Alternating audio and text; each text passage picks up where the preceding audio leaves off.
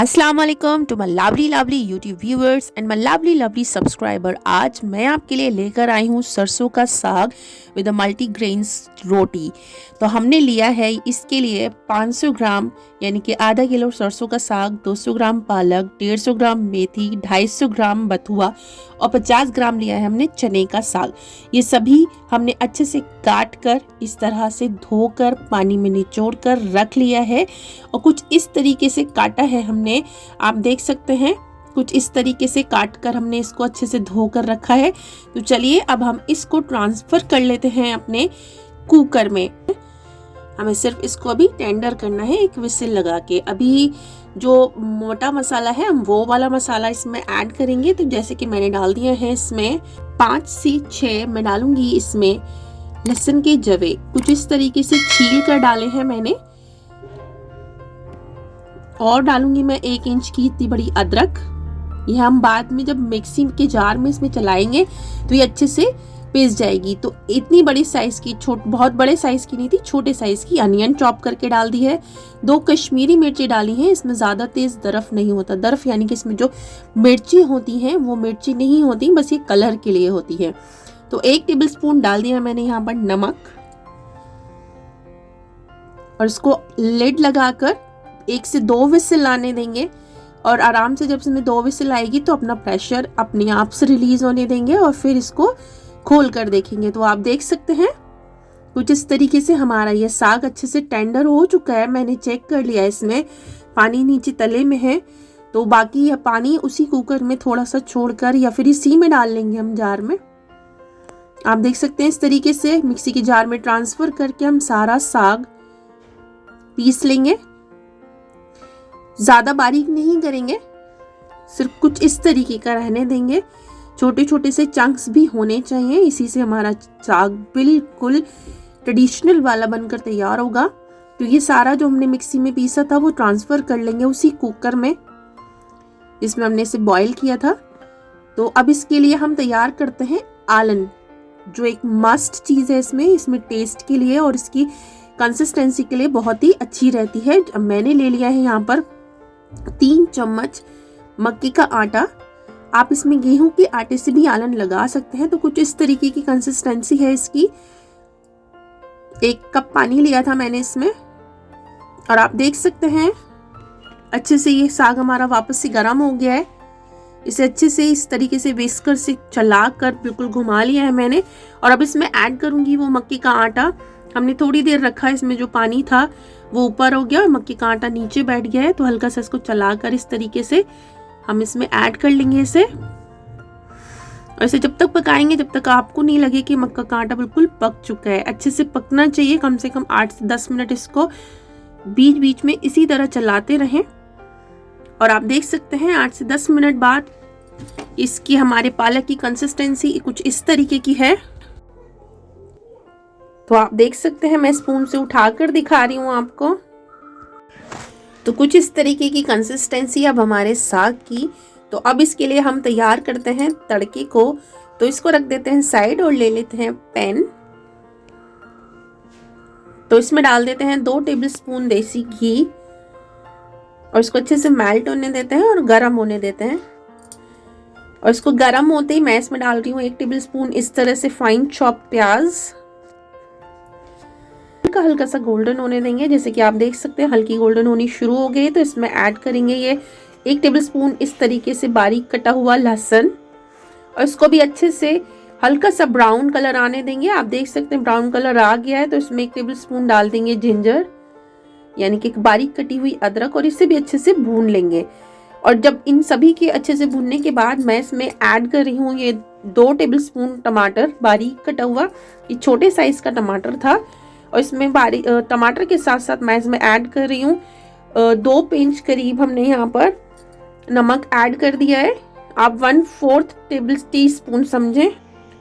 और डाल रही हूँ इसमें कलर के लिए 1/4 टेबलस्पून कश्मीरी लाल मिर्च पाउडर, बस इसके कलर के लिए, क्योंकि बाकी सभी चीज़ें हमने अपने साग में ऐड करी हुई हैं। तो इनके सभी चीज़ों को अच्छे से भुनने के बाद इसमें ऐड कर लेंगे अपने साग को जो हमने पहले से प्रिपेयर करके रखा हुआ था। तो इस तरीके से इसे कंटिन्यूअसली चला लेंगे अच्छे से ताकि ये तड़का और ये साग दोनों अच्छे से मिल जाए, मिक्स हो जाए, और थोड़ी सी देर पकने देंगे इसको बिल्कुल हल्की फ्लेम पर, लो टू मीडियम फ्लेम पर इसको इस तरीके से बस 5 से 7 मिनट के लिए पकने देंगे। बीच बीच में चलाते रहेंगे ताकि ये नीचे से लगे नहीं, क्योंकि इसमें मक्के का आटा है तो नीचे लग भी सकता है। तो इसे पकने देंगे। तो आप देख सकते हैं अब हमारा ये साग बनकर तैयार है। बस इसमें एक लास्ट तड़का बाकी है जो हम बिल्कुल सर्विंग के टाइम पर इसमें ऐड करेंगे। तो हम इसे सर्व करने वाले हैं मक्के की रोटी के साथ। तो चलिए मल्टीग्रेन्स रोटी हम तैयार कर लेते हैं। तो मैंने ले लिया यहाँ पर 1 कप बाजरे का आटा, 1 कप मक्के का आटा, आधा कप मैंने लिया है चने का आटा, और आधा कप मैं ले रही हूँ यहाँ पर गेहूं का आटा। ये मल्टीग्रेन्स रोटी हमारी, इसका मटेरियल अब तैयार है। मैंने इसको छान कर ले लिया है, और 1 टेबलस्पून मैं यहाँ पर नमक डाल रही हूँ इसमें। और इसे छानने के बाद अब मैं इसमें ऐड करूँगी बिल्कुल नॉर्मल टैप वाटर, गर्म पानी से हम इसे नहीं गूंदेंगे। और दूसरी मेन इम्पॉर्टेंट, ये सारे आटे को एक साथ नहीं गूंदेंगे, बस कुछ इस तरीके से एक ही साइड का आटा हमने बहुत अच्छे से गूंथना है। और इसमें जब तक अच्छे से बाइंडिंग फॉर्म में ना आ जाए तब तक हमें इसको बिल्कुल सेम इसी पैटर्न से थोड़ा थोड़ा सा 2 से 3 बूंद पानी ले लेकर अच्छे से इसको गूंथते रहना है जब तक में इसमें बिल्कुल अच्छी सी बाइंडिंग न महसूस हो आपको। आप देख सकते हैं सिर्फ आधा आटा ही ले लिया है मैंने, आपको दिख रहा होगा। इस आधे आटे को बहुत अच्छे से पानी थोड़ा सा ले लेकर गूंथते रहना है। ओके, तो आप देख सकते हैं कुछ देर बाद अब मुझे इसकी कंसिस्टेंसी बिल्कुल बाइंडिंग फॉर्म में लग रही है। तो अब मैं इसमें से थोड़ा सा अमाउंट लूँगी और इसकी रोटी बनाना शुरू करेंगे। तो जिस तरीके से इसको पहले लोई बना लेंगे, गोल गोल लोई। तो आप देख सकते हैं एक भी क्रैक नहीं होगा। मैं आपको इससे बिल्कुल करीब से दिखाती हूँ। तो ये बिल्कुल परफेक्ट हमारा डो रेडी है मल्टीग्रेन रोटी के लिए। तो इस तरीके की हमने एक शीट ले लेनी है। कोई भी आप नॉर्मल घर में पॉलीथिन अवेलेबल होती है, आप उसको काट कर इस तरीके से शीट बना सकते हैं। और इसको ग्रीस कर लेंगे ऑयल से, अच्छे से ग्रीस, ताकि हम जब हम इस रोटी को इस पर से छुटाएं तो वो इजीली छुट जाए। तो अब इस रोटी को इस पर रखेंगे, आटे को इस पर रखेंगे, फिर से ऑयल लेंगे हाथ पर और अच्छे से स्प्रेड करना शुरू कर देंगे। और जितना आप इजीली इसको स्प्रेड कर सकें उतना इजीली इवनली स्प्रेड करें सभी जगह से एक साथ।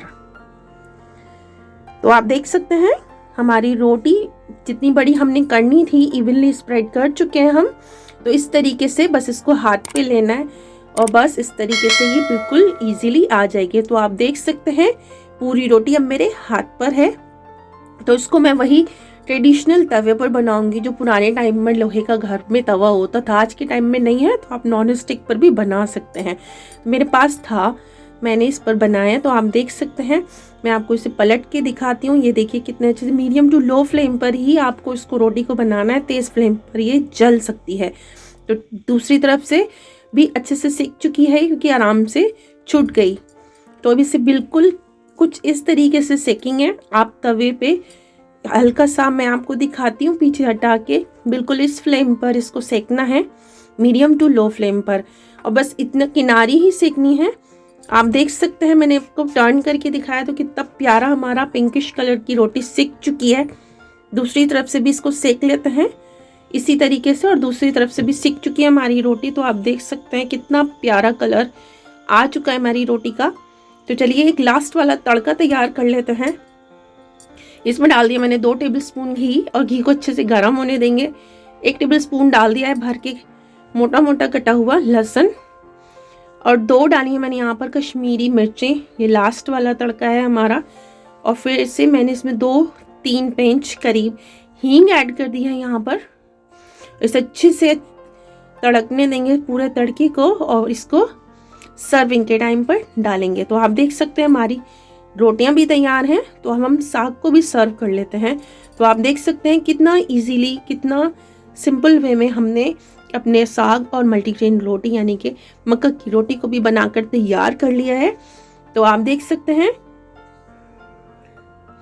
मेरी इस रेसिपी को अपने किचन में ज़रूर से ट्राई करें, अपनी फैमिली के लिए बनाएं, खाएं, खिलाएं। मेरे चैनल को लाइक करें, शेयर करें और सब्सक्राइब करना ना भूलें।